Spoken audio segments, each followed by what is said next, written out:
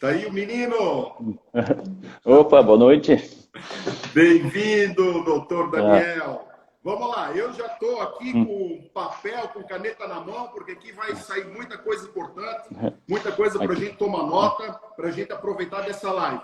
Vamos dar super dicas hoje, vamos falar da atuação do advogado criminalista nessa área específica da execução penal, uma área que muitos profissionais às vezes torcem o nariz, não querem saber, né, doutor Daniel? E hoje nós É vamos verdade. enfrentar esse tema e vamos mostrar para aqueles que querem, né, atuar numa advocacia criminal na sua plenitude, não pode deixar de fora, obviamente, a execução penal. Conforme o nosso projeto de live sobre ciências criminais, estamos aqui todas as segundas-feiras levando conteúdo de qualidade, né, para os nossos seguidores, várias dicas, né, ensinando cada um a ultrapassar os obstáculos que o dia a dia da operacionalização do direito nos impõe. Hoje eu tenho aqui a grande satisfação de trazer o doutor Daniel Isfer de Lima, né, esse jovem advogado criminalista, né, com uma energia fora do normal, né, com o qual eu também tenho Obrigado. aí a grande alegria, a grande felicidade de compartilhar, né, de sociedade em vários negócios, entre eles também aqui o nosso escritório da advocacia, né, doutor Daniel veio, né, para o nosso escritório recém-formado, e hoje junto comigo, né, nós atuamos em vários processos, né, das maiores complexidades, e o doutor Daniel tem aí se mostrado, então, um aguerrido advogado criminal. O doutor Daniel, ele é membro da Comissão de Direito Criminal da Ordem dos Advogados do Brasil, da subseção de Brusque, é pós-graduando em Direito Penal. Então, doutor Daniel, seja muito bem-vindo. Então, para Obrigado, quem Roberto. os seguidores que ainda não conheciam o doutor Daniel, difícil não conhecê-lo, né? Mas está aqui. Doutor Daniel, seja muito bem-vindo e fique muito à vontade aqui para a nossa live, combinado? Obrigado, Rogério. Primeiramente, queria começar dando as boas-vindas a todo mundo que está aqui hoje. Quero dizer para o Rogério que é uma honra enorme estar podendo fazer parte desse teu seleto círculo na live de advogados que fosse convidando, delegado. Realmente foi... Eu lembro do dia que tu comentou no escritório que tinhas interesse em fazer essas lives. Falasse, não, então vamos fazer uma também. Eu falei, tá, vamos então. Porque acho que nesse tempo, especialmente em tempo de pandemia, essa necessidade de se reinventar, de tentar se adequar a essa nova realidade que a gente está vivendo, essa tua ideia foi um tiro certo, porque realmente toda a live está sendo um sucesso, são conteúdos de muita relevância, conteúdos que todo mundo que assiste qualquer uma delas sai engrandecido, sai ainda mais preparado para atuar na advocacia criminal, e é uma honra realmente poder estar fazendo parte disso. E agora falando um pouco do Rogério, para quem me segue ainda não conhece ele, eu estou trabalhando no escritório com ele já faz 3 anos, e nesse período que eu trabalho com ele foi um período de muito aprendizado. Eu sei que deve ter muitos alunos dele aqui hoje. Eu nunca tive o privilégio de ser aluno dele na sala de aula. Quando eu estudava na Univale, eu tentei encaixar a grade para ver se conseguia entrar na turma dele, mas como vocês sabem, é sempre disputado, porque ele é um excelente professor. Mas o que eu estou tendo com ele de oportunidade de aprender nesse período que eu estou aqui no escritório está sendo enriquecedor, assim, porque além desse alto astral, essa energia que ele tem nas aulas, no jeito de falar, nas lives, ele transmite isso para quem trabalha aqui e sempre estimula todo mundo que está aqui a melhorar, a crescer, a estudar. E ele é um exemplo tanto de profissional quanto de amigo e é uma honra poder estar aqui hoje, Rogério. Ô, meu querido, tu fala assim, eu fico todo bobo aqui do outro lado. Não, Né? Muito, mas é para muito ficar obrigado mesmo. pelas tuas considerações. Né? Quando eu vi com esse projeto aqui, né, tu foi um dos grandes incentivadores, né, que tu fez com que eu colocasse na estrada. Né? Num instante a gente já estava com tudo formatado, já estávamos aí na nossa primeira live. Embora, né, o objetivo da live é conversar com alguém, trocar ideias com alguém que não esteja próximo, mas eu me senti na obrigação de te trazer aqui para essa live, para conversar, para que as pessoas também possam, né, receber um pouco do teu conhecimento, da tua experiência, né? E aqui hoje vai ser muito enriquecedor, porque nós vamos trabalhar o nosso dia a dia, né, doutor Daniel? E aí eu vou fazer questão de que tu daqui a pouquinho fale também como tu começou na advocacia, os percalços que tu tivesse, né, frequentando os estabelecimentos penais, enfim. E eu quero aqui começar a falar da execução penal, que é o nosso tema central de hoje, né? Falar que ele é um assunto de grande complexidade. Né? nós temos 3 fases no princípio da individualização da pena. Nós temos uma individualização da pena, que é aquela individualização legislativa, onde o legislador já estabelece para cada crime uma pena em abstrato. Só que ela fica muito aberta, muito abstrato, né? Muito matar alguém 6 a 20 anos. O carinha chega aqui no escritório e fala, doutor, mas esse meu matar alguém é 6 ou é 20? Como é que vai estabelecer? Né? Então ele já faz uma individualização. A pena do estuprador está lá no 213, a pena do estelionatário está lá no 171, a pena de quem furta está lá no 155, de quem rouba está lá no 157, enfim. Então já há uma individualização abstrata. Quando a gente tem um caso concreto, nós precisamos ter o quê? Sair desse abstrato e vir para uma pena em concreto. E aí nós passamos, então, para uma segunda fase da individualização da pena, que é a individualização judicial, que é aquela feita pelo juiz. Ele vai sair daquele de 6 a 20 anos, por exemplo, no homicídio, e ele vai vir para um número de pena específico. Ele vai falar, ó, nesse caso, né, do João da Silva, aqui que a gente está apreciando, é 6, ou é 20, ou é 12, ou alguma coisa aqui no meio. Então, aqui nós temos uma fase judicial. E, por último, nós vamos ter ainda uma execução, uma individualização dita executória. Quando nós passamos para a execução da pena, cada condenado vai cumprir a sua pena. Tá? Então, ele vai entrar, às vezes, né, eu costumo dizer que 2 irmãos gêmeos que praticaram o mesmíssimo crime entram no sistema prisional no mesmo dia, com a mesma quantidade de pena, não quer dizer que eles vão sair de lá no mesmo dia. Né? Um vai trabalhar, outro não vai trabalhar, um vai tentar fugir, outro vai ter um comportamento carcerário, enfim, e ali eles vão ser diferenciados, né, na execução penal. Então, isso é importante. Por quê? Né? Saber disso por quê? Embora a gente trate na execução penal da execução da pena, mas a execução da pena ela já precisa ser pensada lá atrás, né, doutor Daniel? Lá com o juiz da instrução, ele é quem vai dar as balizas da execução penal. Ele vai dizer qual é o tipo de pena, ele vai dizer qual é o regime carcerário, ele vai dizer a quantidade de pena, ele vai dar as balizas de como essa pena deverá ser executada. Então, nós temos aqui já uma mistura de juízo da instrução com o juízo da execução.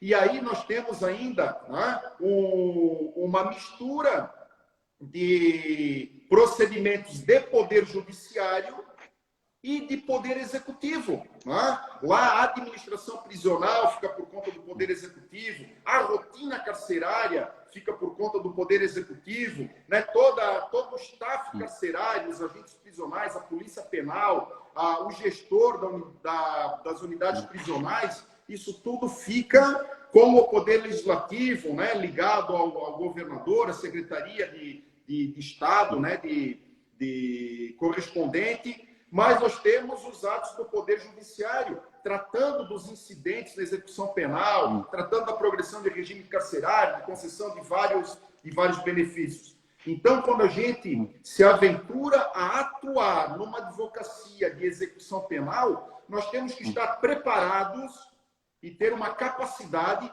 para lidar com essas várias interfaces do direito, né, que trabalha aqui na execução penal. Então, doutor Daniel, já faço aqui assim uma primeira provocação, né, porque nós precisamos ter não apenas saber do direito, não apenas decorar a lei de execução penal, o Código Penal, enfim. A gente precisa ter uma lida com os agentes prisionais, nós precisamos ter uma lida com as autoridades, precisamos ter uma forma de conversar, de atuar, de entrevistar o preso. Eu atender um preso aqui nessa minha mesa de atendimento é diferente de atender um cliente, aqui nessa mesa de atendimento, um cliente que está em liberdade, é diferente de eu atendê-lo lá na carceragem, né? Um cliente que esteja preso. Nós precisamos ter uma lida com a família do preso, né? De como tratar do assunto, de como passar as informações a respeito do processo, a respeito da situação desse preso. Então, doutor Daniel, minha primeira provocação é nesse sentido. Né? Se você puder trazer para os nossos seguidores assim, um pouco da sua experiência, né, de como é que você frequenta esses estabelecimentos, para que a gente possa ter uma ideia do dia a dia do advogado criminalista nessa área. Vai lá, é contigo, doutor Daniel.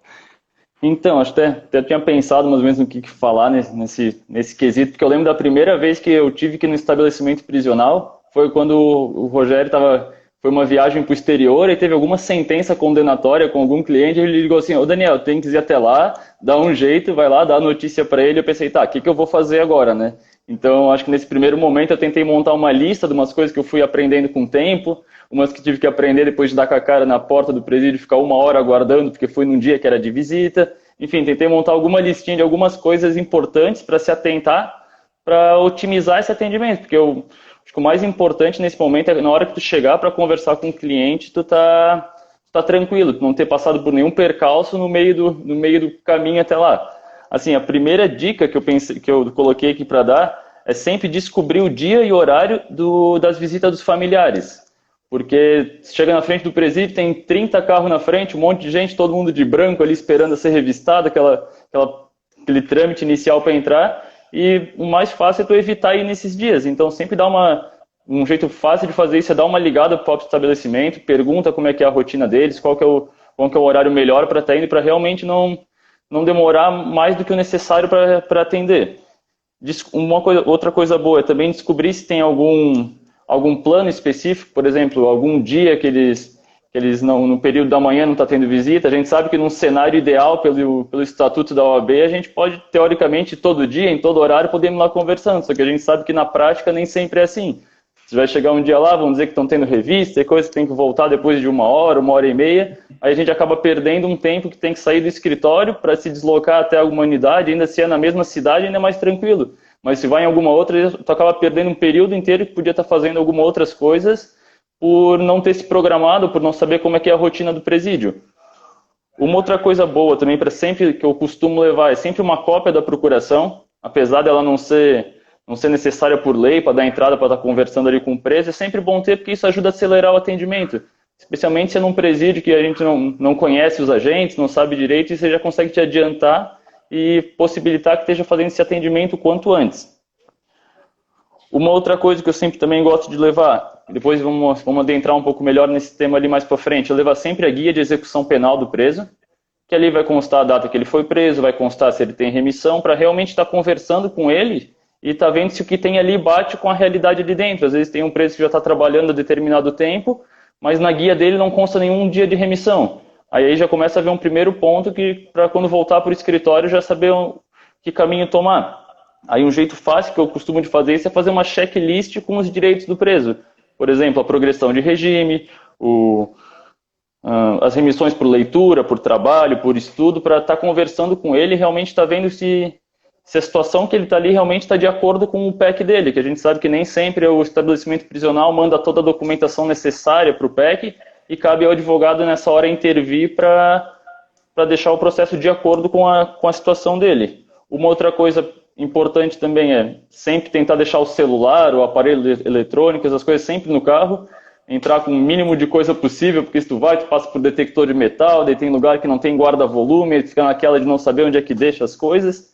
Então sempre deixa tudo no carro, entra só com a carteirinha da OAB, com um documento ali para atender uns documentos ali referentes ao processo do preso e uma caneta. Essa hora quanto mais coisa para levar, é mais coisa para estar se preocupando ali dentro e estar, às vezes, gastando até um tempo desnecessário que, se tivesse se programado, já evitaria.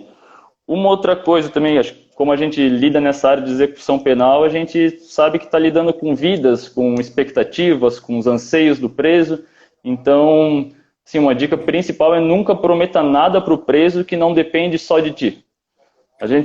Por mais que tu saiba que ele vai ter direito a progredir de regime na outra semana, pode dar N coisas ali que o juízo demora para analisar, o promotor acha alguma coisa aí de um outro processo dele, acaba juntando e tu acaba criando uma falsa expectativa em alguém que está ali realmente dependendo de ti para esse momento, né?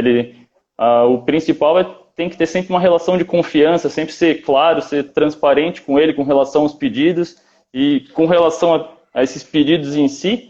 Uma dica que eu posso dar é: se tu diz que vai fazer algum pedido para o preso, faça.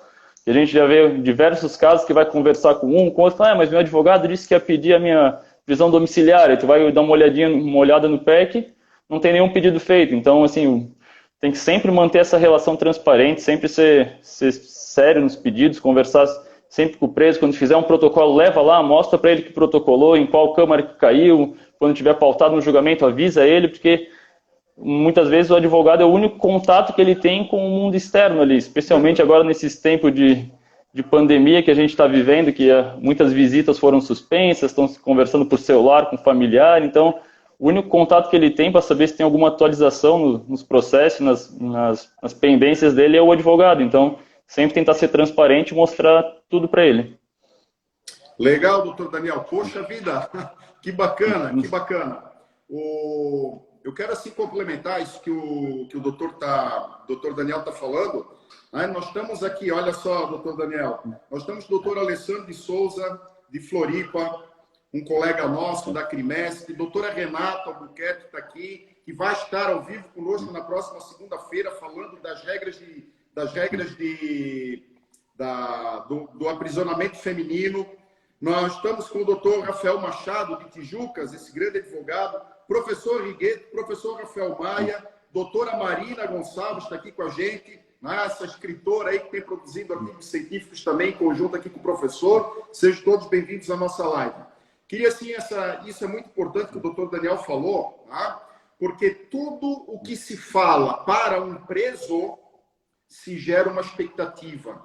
Imaginem vocês, né, quem está aprisionado e ele vai vivendo de expectativa em expectativa. Quando a gente fala que vai acontecer uma coisa na terça-feira, teu habeas corpus vai ser julgado na terça-feira. Ele coloca a vida dele em cima da terça-feira. Tá? E às vezes, né, se o advogado ele não dá um respaldo, ele não explica certinho essas coisas, ele acaba frustrando o próprio cliente. E quando a gente está lá, conversando com ele, a gente precisa saber que o tempo do preso é um tempo diferente de quem está solto.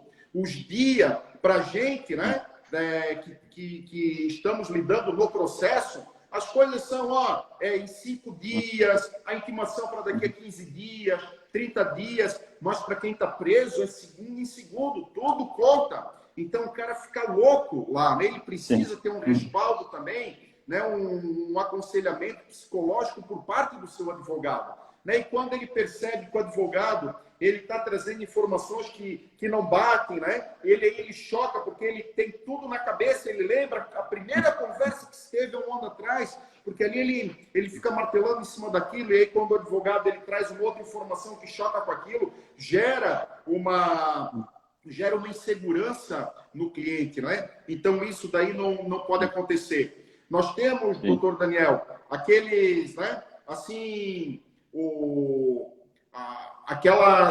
aquelas fichas, né, de cálculo de pena, muitas vezes, que são levados também para os presos, né? Então, recentemente, né, nós tivemos uma nova lei dizendo que, periodicamente, o preso ele precisa ser informado da quantidade de pena que ele já cumpriu, quanto de pena ele ainda tem que cumprir, e também uma previsão de seus benefícios. Isso eu queria falar aqui, né, para o pessoal que está nos assistindo, que isso é um problema seríssimo. Embora seja um direito do preso receber isso, o que acontece? Gera muitas vezes expectativas frustradas.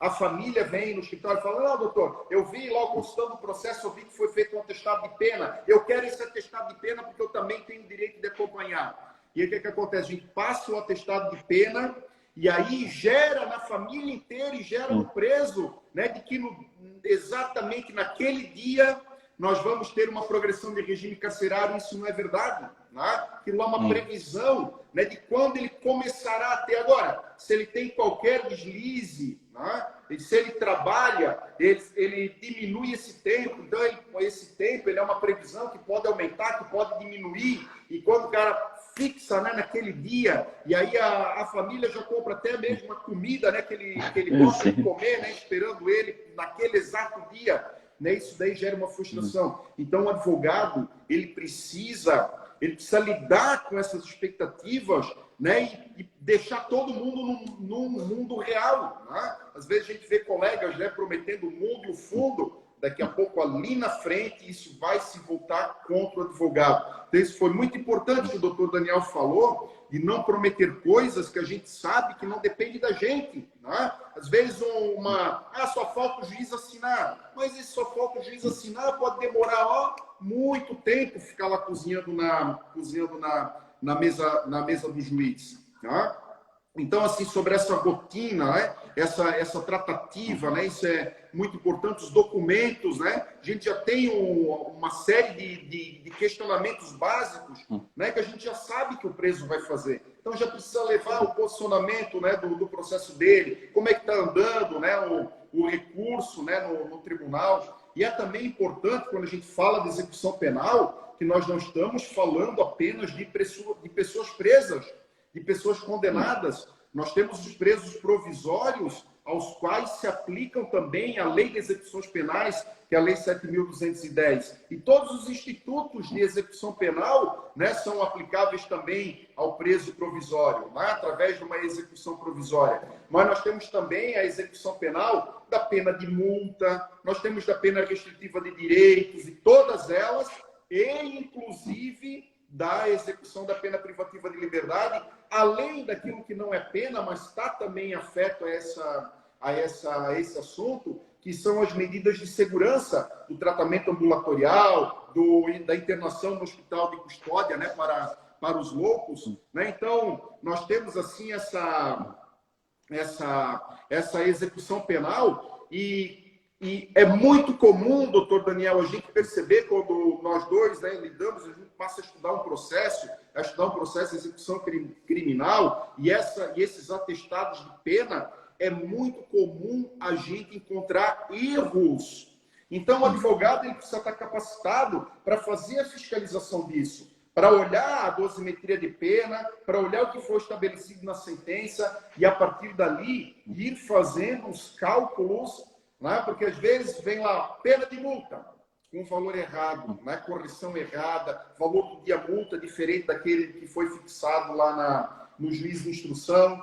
Quando a gente tem às vezes, né, esse cálculo, né, de futura progressão de regime ou de algum outro benefício da execução penal, ele vem errado, e aí o advogado ele precisa ficar atento, né, porque muitas vezes é um pequeno erro material. Foi só um errinho de cálculo, só trocou a reclusão pela detenção, trocou aqui o regime carcerário, mas muitas vezes esses erros eles são complexos. Alguns deles, inclusive, numa diferença de entendimento. Né? Às vezes, um tribunal pensa de um jeito, o juiz de primeiro grau pensa de outro jeito. Então, Daniel, eu queria que tu também relatasse para a gente, né?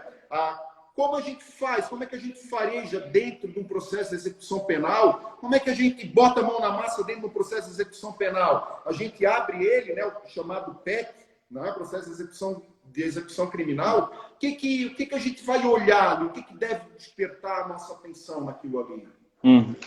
Então, ali falando um pouco sobre a análise do PEC, né, que é o processo de execução criminal, acho que o primeiro ponto, assim, que a gente tem casos aqui no escritório, que a família procura a gente para dar uma olhada como é que está a situação do processo do preso. Se tem algum pedido que pode ser feito, alguma coisa que pode ser revista. Então, a primeira coisa tem que ver se o processo ele ainda está tramitando ou não, se tem algum recurso, alguma situação pendente, e em análise da sentença ou do acórdão, se é o caso de ter alguma revisão criminal ou alguma coisa nesse sentido, porque daí vamos estar discutindo o mérito do processo. Superada essa fase do mérito, vai passar um momento que tu vai analisar o PEC, que assim, um jeito mais fácil de ter uma visão geral dele é dando olhada nessa guia de execução criminal, que ali vai constar a qualificação dele, vai ter a idade, qual foi a condenação, quanto tempo ele tem de pena cumprida, assim, isso serve no começo para te ter um norte do processo, entender mais ou menos do que se trata. Só que é perigoso porque isso pode acabar te levando, te induzindo a um erro, de achar que o que tem ali é o certo. Então, a primeira dica que a gente pode dar é não confia na guia de execução penal. Tem que analisar o processo do teu jeito. O que eu gosto sempre é de ver ele desde o zero, olhar na sentença qual que foi a condenação, qual que foi o regime, quando que ele foi preso, se dessa prisão ela foi convertida, a prisão em flagrante foi convertida em preventiva, quanto tempo ele ficou preso, porque isso vai servir para fins de detração.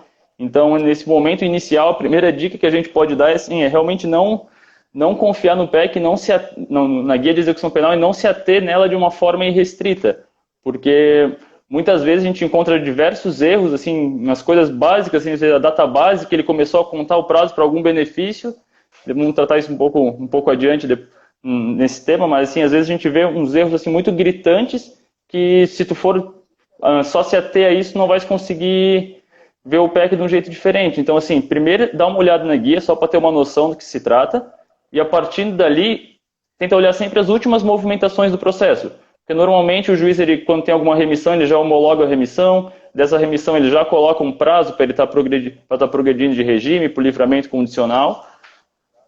E deixa eu dar uma olhadinha aqui mais depois. Sim, sempre no final, quando a gente acaba de fazer essa análise do processo, já consegue ter uma previsão desses benefícios que a gente costuma fazer, que sempre no escritório, é colocar na nossa agenda que a gente tem no sistema ali, com um aviso de uns 30 dias antes de cada pedido, para a gente conseguir se programar, para ir lá conversar com o preso, tem 30 dias, vai que ele tem alguma remissão, que ele tem algum pedido a ser feito antes disso, para conseguir estar fazendo em tempo hábil, para que ele realmente obtenha o benefício dele no dia que ele vai atingir esse benefício mesmo. Beleza. Estamos aí, doutor Daniel, com o doutor Fabrício Gevaeta, advogado aqui da nossa cidade.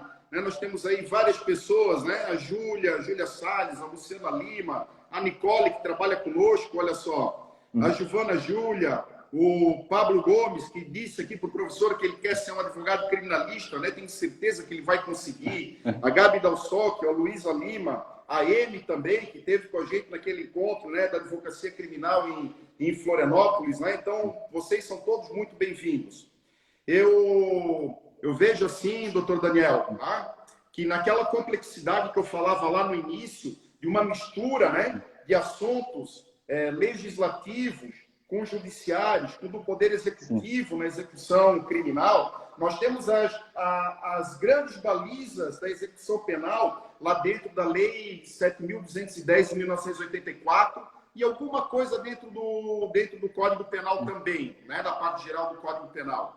E é importante que a gente saiba, e isso dificulta também a atuação do advogado nessa área da execução penal, que além daquelas balizas gerais disciplinadas nessa lei federal, nessa chamada Lei de Execuções Penais e também no Código Penal, nós temos muitos regramentos específicos em cada estado da federação.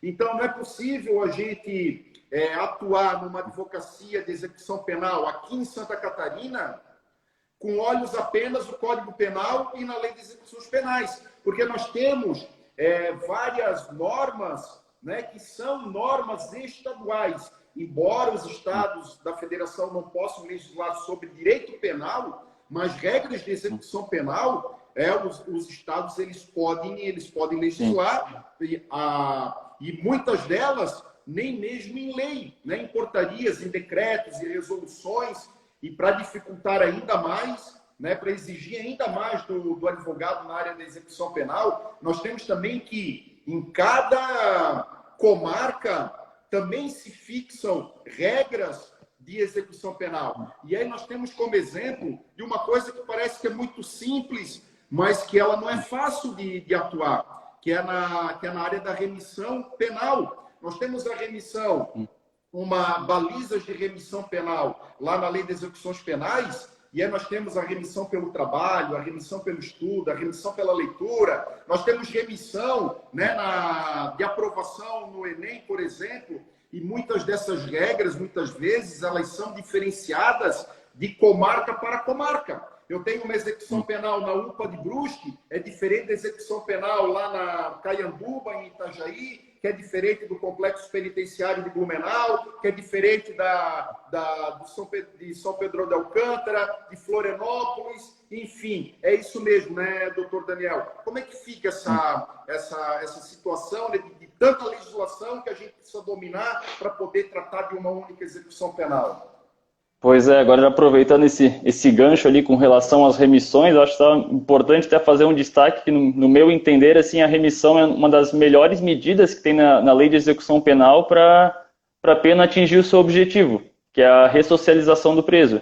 Assim, a remissão tanto pelo trabalho, quanto pela leitura, pelo estudo, são são tudo atividades que ele vai desenvolver durante o período dele que ele está preso para possibilitar que quando ele voltar para a sociedade, ele não fique totalmente alheio, que como se tivesse saído de um universo para o outro. É o jeito de tentar aproximar ele um pouco mais da sociedade para quando voltar, ele realmente voltar uma pessoa melhor. Que o objetivo, o ideal da pena realmente é esse.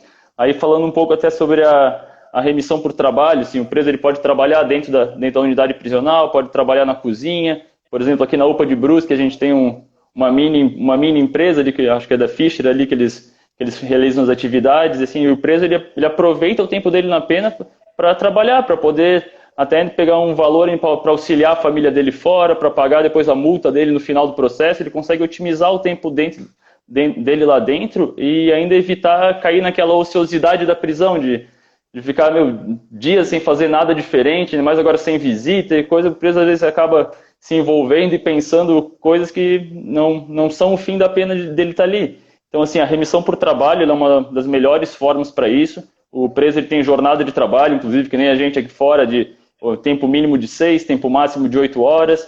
Para cada 3 dias de trabalho, o preso vai ter essa remissão de 1 dia.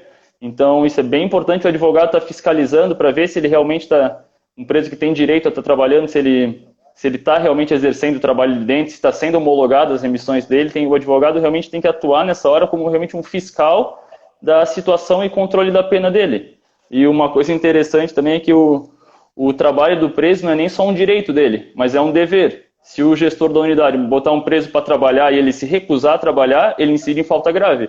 Isso acho que é o artigo 31, se eu não me engano, da LEP. Então, assim, para ver a importância desse trabalho, que vira até quase um pouco compulsório para ele, para realmente estar melhorando, que esse é o objetivo da pena. E também o trabalho ele não pode ser gratuito, né? Porque senão ia configurar trabalho escravo. Então ainda tem a previsão de que o salário do preso não pode ser menor, acho que é 3/4 do salário mínimo. Então, para ver que é bem completo, ele tem jornada de trabalho, ele tem salário mínimo, ele tem o tempo de atividade, o tempo de remissão. Então é bem importante mesmo para a ressocialização dele. Além disso, também tem a remissão por estudo, que para cada 12 horas de estudo do trabalho do preso, ele faz direito a 1 dia de remissão. E o Dr. Rogério comentou ali do Enseja, do Enem, que são atividades que certificam a conclusão do ensino fundamental e médio, e por não ser muito palpável, assim, quanto tempo configura uma aprovação. Pois tem uma resolução do CNJ que ela trata assim, que o ensino fundamental, eles pegam a carga horária definida por lei e usam 50% dela. Por exemplo, o ensino fundamental ele precisa de 1.600 horas para concluir, metade disso dá 800, dá uns 66, 68 dias de remissão por isso. O ensino médio já é 1.200, aí metade dá 600, divide por 12, que são as horas ali, dá mais 50 dias de remissão. Então isso é um jeito de estimular o preso a estudar, a concluir os seus estudos, para que quando ele saia dali ele possa achar um trabalho, ele possa voltar a levar uma vida de uma forma lícita. Isso é muito importante para que a pena realmente não seja só um encarceramento sem um objetivo, para que a pena realmente ajude o preso a melhorar e para que possa voltar para a sociedade e não voltar a delinquir.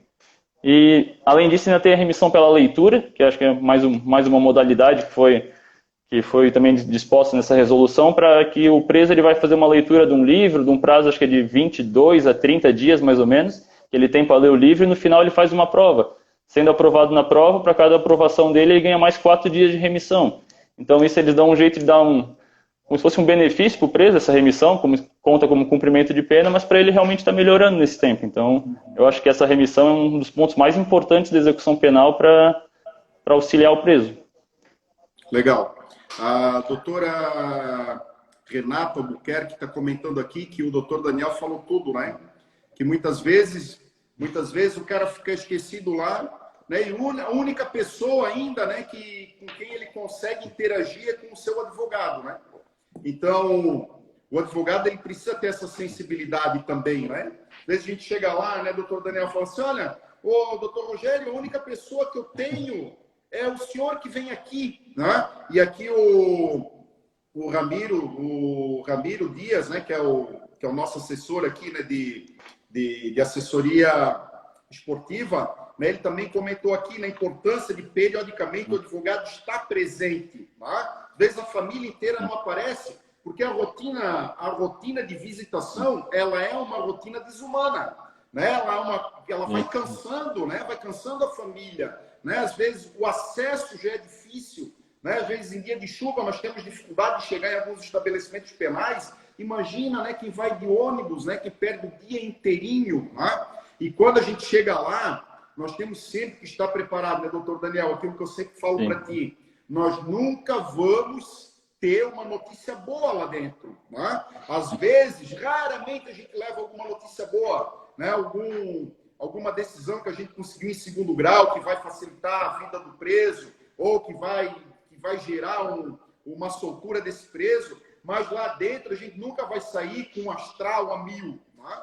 Então, o advogado ele também tem que estar preparado nisso, né? ter um bom amparo psicológico, para ele também passar por isso, né? Para ele dar uma... Ele não pode ser... O advogado criminalista ele não pode ser pessimista, ele tem que ser um otimista, mas sempre manter os pés do preso no chão, né? Sabendo ele tem que ser realista, mas não deixar de ser otimista, né? De dizer, né, que há aquilo que o direito também confere, né? E ouvir, né? Como o preso ele tem assim, a necessidade de falar, de expor, e às vezes são coisas assim que não interessam muito ao processo, mas são angústias dele, né, de relatar alguma intervenção policial que teve lá na cela, né, a ameaça de colegas, o movimento de facções, ele não tem com quem conversar aquilo. Né? E o advogado, quando ele vai lá, ele tem que ir já com o espírito preparado para esse atendimento. Né? Então, isso,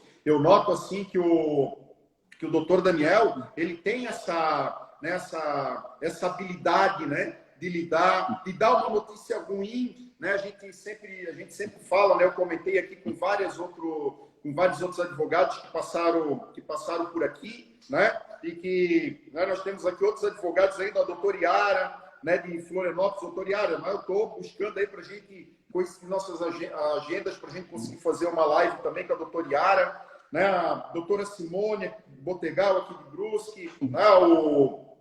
O Felipe dos Reis, olha só, Felipe, bem-vindo, querido, bem-vindo aí à nossa live. A doutora Cássia Grisa, também da nossa Comissão de Direito Criminal, junto com a doutora Simone, né? Uma alegria tê-los aqui. Falassem para vocês, né, que precisa ter essa habilidade de dar notícias ruins. E o que a gente sempre fala, né, doutor Daniel? Que se a gente for sair da advocacia e ir para a área da medicina, nós estamos lá na oncologia. As notícias, muitas vezes, que a gente dá, né, são aquelas notícias amargas, aquelas notícias ruins, né? Geralmente, né, que foi indeferido, e quando a gente chega lá, né, fala assim, olha, deu certo, né? Tá aqui, ó, vai sair o alvará, tá vindo de telegrama do Superior Tribunal de Justiça, agora é questão de tempo para tu ires para casa, né? E aí, às vezes, o cara fica tão contente que ele não consegue comemorar. E ele fala assim, olha, quando eu vi o doutor entrar aqui, né, eu já estava pensando, né, o que o doutor vai me falar dessa vez? Que o processo está lá, está na mesa do desembargador, que está para julgar, enfim, né? Então, às vezes, ele também se desestimula. E a gente a gente procura sempre passar para os nossos clientes que isso é um momento da vida deles, que é um momento que vai passar, que é o momento que ele precisa ter, né, e cabeça baixa, mão para trás, obedecer às regras, se dar, né, com os colegas presos, né, respeitar as autoridades carcerárias, porque isso daí daqui a pouco o cara vai auferir a sua liberdade, nós não temos prisão perpétua, né? E em breve ele vai estar com a família, então para ele pensar já no trabalho dele, né? Pensar como é que ele vai lidar, né? No retorno dele para a liberdade, isso é muito importante, porque ele precisa visualizar alguma coisa, ele precisa ver uma luz no fim do túnel, ele precisa ter uma expectativa. Como eu falei para vocês aqui no início, a vida dele vai de expectativa em expectativa. Agora a próxima resposta, né? E quer ver como o cliente fica frustrado quando a gente dá uma data que nós vamos lá para levar uma informação para ele e a gente não aparece, que ele fica lá contando e qualquer barulhinho que dá nas trancas, né, de cela, ele já imagina, eu acho que é o meu advogado que veio aqui para me falar alguma coisa, ou um sim ou um não, tem que levar para ele, né, doutor Daniel? E aí nós temos aqui ainda, doutor Daniel, assim, importante, né, a gente falar que agora o pacote anticrime que entrou em vigor um dia desses, tem pego muito advogado de surpresa e tem feito muito advogado, né, infelizmente, passar vergonha nas suas respostas, porque a gente teve alterações profundas, né? E é necessário que o advogado ele pare, né? Que os estudantes de direito que já cursaram a matéria de execução penal ou que viram mesmo a teoria da pena até o semestre passado, que pare e dê uma boa estudada. E eu e o doutor Daniel, nós vamos procurar trazer aqui para os nossos espectadores, né? Assim, algumas coisas importantes dessa mudança, não é isso, doutor Daniel? Então, a gente teve mudanças grandes, gigantes na área de progressão de regime carcerário, de livramento condicional, mudanças significativas, né? Inclusive de impossibilidade de livramento condicional e também naquilo que as pessoas chamam de saída de 7 dias, que é a saída temporária. Eu tenho aqui, né, a doutora Jordana, né, nossa vice-presidente da UAB de Brusque, falando que algumas pessoas estão tendo dificuldade de acompanhar a nossa live.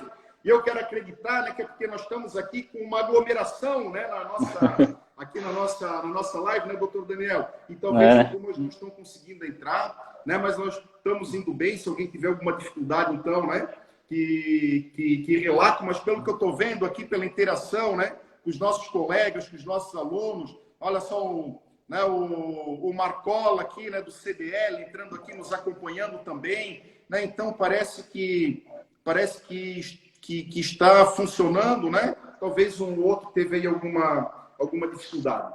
Vamos que vamos, né? O Pablo também, Pablo Gomes está aí presente, né? Então, como o professor falou. Doutor Daniel, rapidamente essas alterações, que é o pulo do gato agora, que é o que a gente tem que a gente tem que se capacitar. Vamos lá, doutor Daniel, me ajuda aí, querido.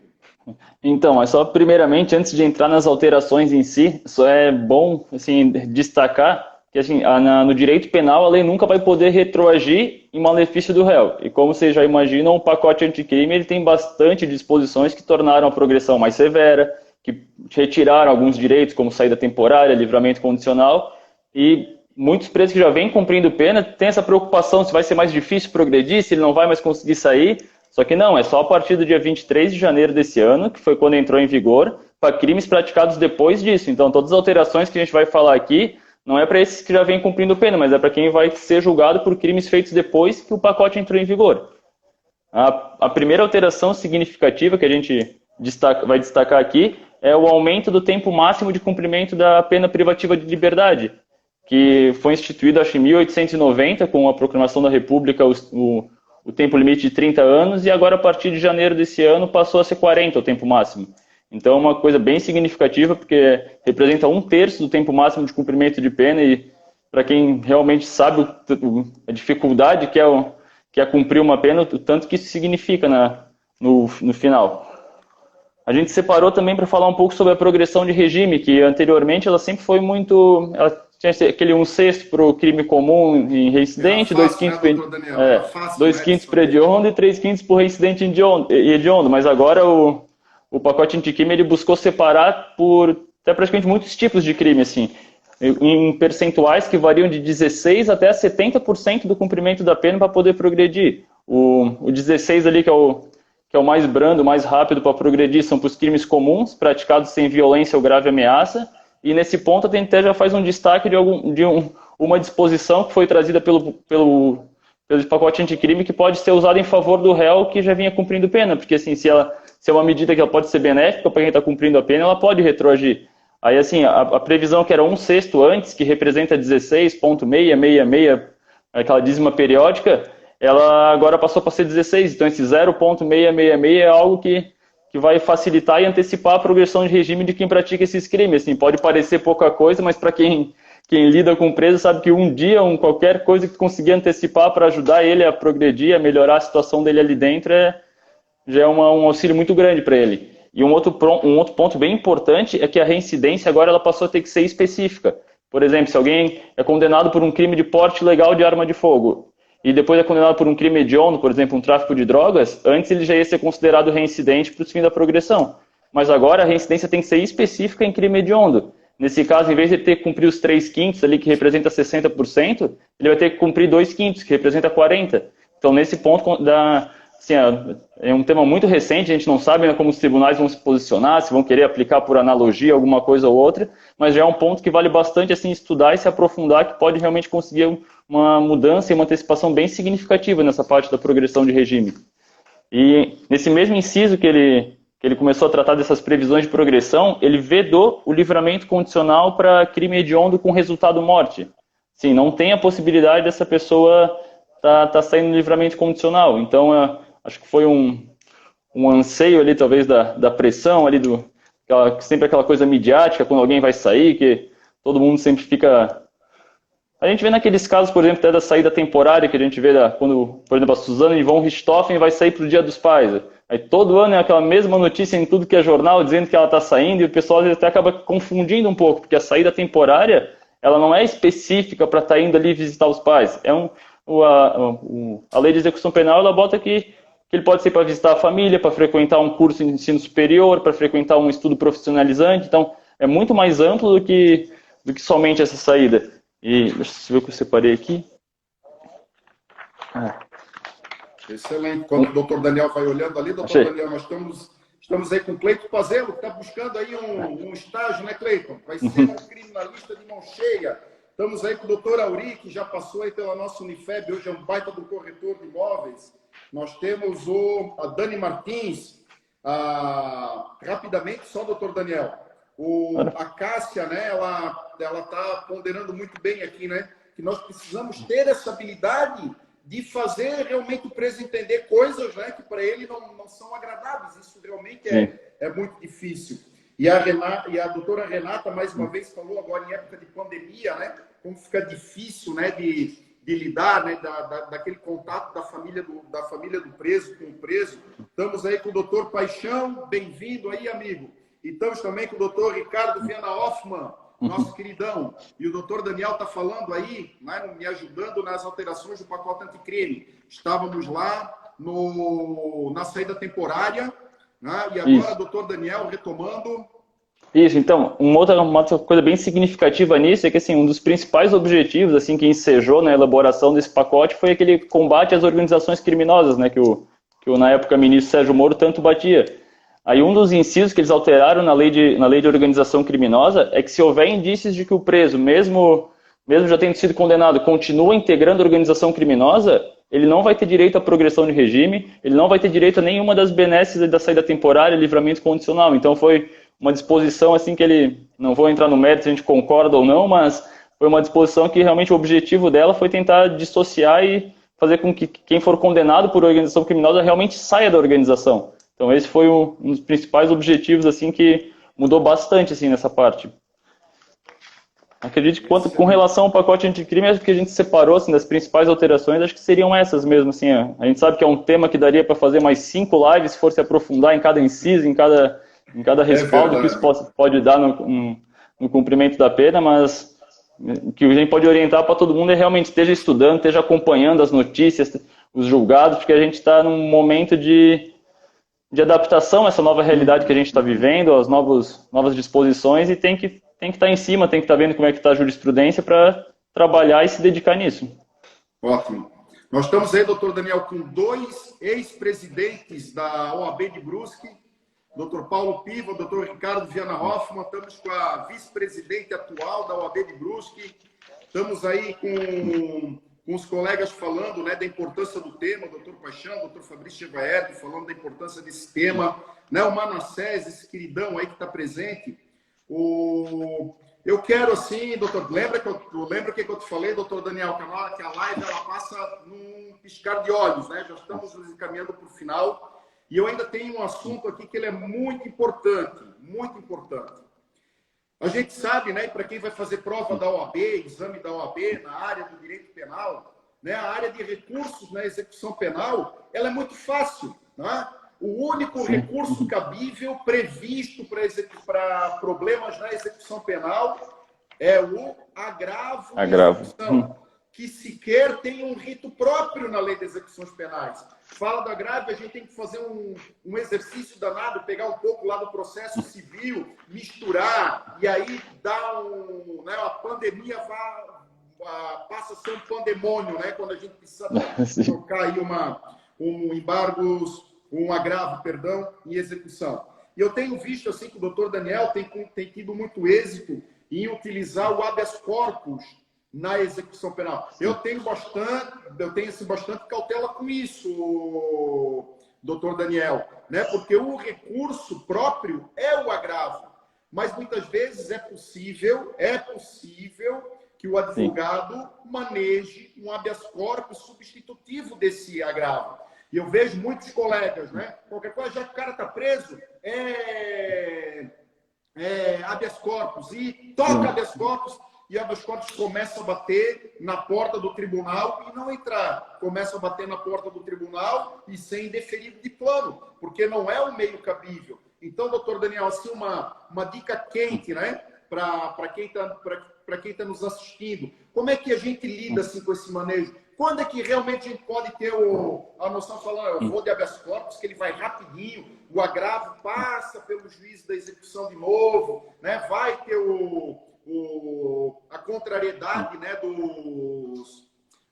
das razões, né, pelo Ministério Público. O juiz tem o juiz de retratação, uma reapreciação por parte dele, só depois que ele toca lá para o tribunal. E no habeas corpus a gente vai direto, mas tem que ser utilizado com cautela, né, doutor Daniel? Sim, acho que nesse ponto, acho que o mais importante que o advogado criminal, que atua nessa área de execução penal, ele tem que saber quando que é o caso de ir com agravo ou quando é o caso do habeas corpus. Assim, o habeas corpus, o principal que a gente sempre usa é quando está tendo alguma coação na liberdade de locomoção da pessoa, ou seja, ela está presa e não era para estar presa. Tem alguma ilegalidade no processo, uma decisão do juiz que não tá baseada na lei, que ele já poderia ter saído da prisão e de fato ainda não saiu. Então o habeas corpus ele costuma ser usado especialmente nesses casos em que a liberdade direta do preso está envolvida. Quando é alguma outra matéria, como relação a alguma remissão que o juiz não homologou, alguma outra ação assim, mais inerente ao processo e ao cumprimento da pena, isso a gente costuma usar o agravo. Mas sempre em casos assim, que a liberdade da pessoa está em jogo, quanto antes tu conseguir um resultado, melhor. Assim. Então os tribunais estão entendendo que mesmo sendo o caso de ser agravo, porque toda decisão no PEC, o recurso cabível é agravo, eles aceitam como forma substitutiva o habeas corpus. A gente teve um caso recente nosso agora aqui no escritório, de um cliente nosso que sofria de diabetes, e por causa da resolução nova do CNJ, fizemos um pedido de prisão domiciliar para ele, que ele precisava ficar em casa, precisava da consulta médica, e o juiz daqui indeferiu, o tribunal também, e a gente foi de habeas corpus até o STJ e ele conseguiu uma decisão favorável, porque o que estava envolvido ali era a vida, era a saúde dele, era coisas que não podiam aguardar o tempo de ser julgado no agravo, que poderia acontecer alguma fatalidade com ele, e aí vai ficar o quê? Vai julgar o agravo depois que ele já veio a falecer ou veio a sofrer alguma complicação maior. Então, assim, em casos que necessitam dessa urgência, assim, o habeas corpus tem que ser utilizado. Ele não só deve, porque ele é um remédio mesmo para estar fazendo cessar esse constrangimento que ele está sofrendo ou que pode vir a sofrer, daí, no caso do preventivo. E o advogado ele tem que ter habilidade no corpo do habeas corpus, justifica muito essa substituição, né, doutor Daniel? Mostrar que ali realmente é um caso. Não é assim, o problema do coronavírus, não dá para guardar. Não, as coisas elas não são subentendidas, né? Sim. A gente sempre demonstrado. A gente sempre tenta fazer um parágrafo específico só tratando dessa parte do cabimento do habeas corpus como substitutivo, para realmente mostrar para eles que não é uma situação que está sendo protocolada a rol do habeas corpus, é o sexto, sétimo que faz para o mesmo cliente. Então a gente sempre tenta demonstrar a importância de cada caso concreto para quando o desembargador, porque ele olha milhares de habeas corpus em toda semana, então tu tem que realmente demonstrar a necessidade daquele ser um dos que ele vai analisar. É isso mesmo. Está aí a Cíntia Cesari, né? A Luciana está falando uma coisa perfeita aqui, né? Que a LEP é linda. Se a gente lê a Lei de Execuções Penais, a gente acha que aquilo ali não é nem do Brasil. Lá. O Cauê também, né? Um aluno meu inquieto aqui, né? Toda quarta-feira de manhã debatendo junto com a Luciana, né? Questões, ele também falou muito certo, né? Aqui, que a gente precisa fomentar, mas a gente tem que ter trabalho, né? E os presos, eles querem trabalhar, né? Eles querem ter essa possibilidade e muitas vezes eles não têm. Estamos aí com a Júlia Mafra, né? Que já é uma pesquisadora que eu tenho aí na universidade, né? Quero falar, doutor Daniel, que conforme previsto, né? Olha só, nós já estamos batendo aí no nosso tempo, né? Quero falar assim, para os nossos espectadores que, mesmo fora da live, tanto eu quanto o doutor Daniel estamos à disposição, né? Tem aí os nossos directs, né? Para para poder trocar uma ideia, né? Para poder mandar aí para a gente também o feedback da live, pedir assuntos, né? O professor vai montando a nossa agenda também conforme, doutor Fabrício Geberto, conforme vão chegando os assuntos para a gente, né? Para que a gente também possa trazer aí, né, soluções para aqueles que estão precisando. Doutor Daniel, muito obrigado por essa disponibilidade. Né? Nossa live eu vejo, né, que as pessoas interagiram demais. Né? O assunto é importante e não esgota, né? Nós não temos como esgotar, mas eu deixasse ficava. Né, que quem esteve aqui presente, pelo menos está saindo daqui, né, com uma ideia daquilo que precisa ter para que possa vencer, para que possa ter sucesso na advocacia criminal. Meu querido amigo, tens a palavra aí para as tuas considerações, querido. Muito obrigado, Rogério. Sério, a oportunidade de estar aqui hoje dividindo esse espaço contigo para compartilhar um pouco da nossa rotina no escritório, porque realmente o que eu sinto trabalhando contigo, eu estou tendo um privilégio todo dia, porque eu aprendo muita coisa, eu estou sempre querendo ser melhor, porque eu te tenho como uma pessoa que eu foco assim, em como eu quero ser quando melhorar profissionalmente. Então, assim, estar participando dessa tua live, nesse círculo de excelentes profissionais que tu selecionou, foi realmente uma das maiores honras, acho que eu já tive profissionalmente. E queria agradecer a presença de todo mundo que esteve aqui hoje. Espero que também tenham saído daqui com um conhecimento um pouco maior sobre essa área, que não precisa ter medo, dá para ir atrás, tem que ser combativo, tem que ir atrás dos pedidos. A gente sabe que, especialmente agora, nesses tempos de pandemia, a importância do advogado criminal em estar criando muita jurisprudência, que tem muito pedido que a gente nunca via ser feito, mas que agora, devido a essa situação de calamidade que mudou a vida de toda a sociedade, com relação aos presos também não seria diferente. Então, cabe ao advogado realmente estar em cima, estar se dedicando, estar estudando para sempre oferecer o melhor serviço para o seu cliente, para a família e todo mundo que está realmente dependendo dele. Então, obrigado por ter me convidado a fazer parte dessa live, para trazer um pouco do que a gente aprende, que a gente está sempre se dedicando, e é isso aí. Obrigado. Legal, querido. Como tu falou, né? Nós não podemos desanimar, temos que ir à luta, né? Quantas vezes, né, que nós vamos juntos, né? No estabelecimento prisional, a gente dá com a cara na porta, né? A gente não confia, enfim, somos maltratados lá e a gente tem que fazer valer as nossas prerrogativas, né? É isso aí. Quero te dizer, doutor Daniel, que tu és aquele discípulo que superou o mestre, hein? Nessa área de execuções penais aqui, né, eu tenho assim a grande confiança na tua habilidade. Mais uma vez, agradecer a todo mundo que passou. Infelizmente, eu queria dar um forte abraço em todo mundo, né, que deixou um recado, que participou, mas a gente não tem essa possibilidade. Convidar todos, na segunda-feira que vem, né, às 17h30, nós vamos estar aqui com a doutora Renata. Vamos continuar nessa área de execução penal, vamos falar do encarceramento feminino, vamos falar das regras de Bangkok. Quem não sabe o que é isso, é um instrumento internacional importantíssimo para atuar na área de execução penal, na área do encarceramento, e nós vamos tratar desse assunto aqui na nossa próxima live. Pessoal, muito obrigado pela presença de todo mundo que esteve aqui, que passou. Rogério, meu xará, obrigado por ter vindo. Tá? Então, a todos, um grande abraço. Nos encontraremos, então, na semana que vem. Tchau, tchau. Obrigado, doutor Daniel. Tchau. Um abraço. Até mais.